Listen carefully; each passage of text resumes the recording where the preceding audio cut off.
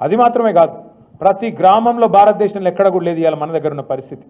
నర్సరీలు, పల్లె ప్రకృతి వనాలు, ఇంటి ముంగట నల్ల, అట్లాగే బ్రహ్మాండంగా ప్రతి ఊళ్ళో ఒక రైతు వేదిక, ప్రతి ఊరిలో ఇవాళ ప్రకృతి వనంతో పాటు డంపింగ్ యార్డు, అట్లాగే శ్మశాన వాటిక, వైకుంఠధామం ఎక్కడ ఉన్నాయా భారతదేశంలో?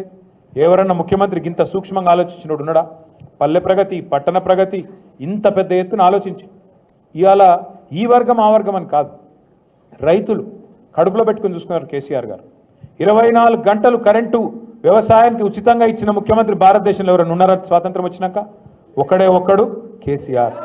73,000 కోట్ల రూపాయలు రైతుల ఖాతాల్లో 11 విడతల్లో జమ చేసిన నాయకులు ఇంకెవరైనా ఉన్నారా భారతదేశంలో ఇప్పటి వరకు? కేసీఆర్ తప్ప.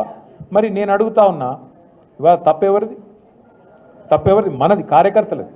సార్ పనిచేసిండు, కానీ ప్రజలకు అర్థమయ్యేటట్టు చెప్పుట్లో మనం ఫెయిల్ అయినాం, మనం విఫలమైన, ప్రజలకు మనం చెప్పుకోలే.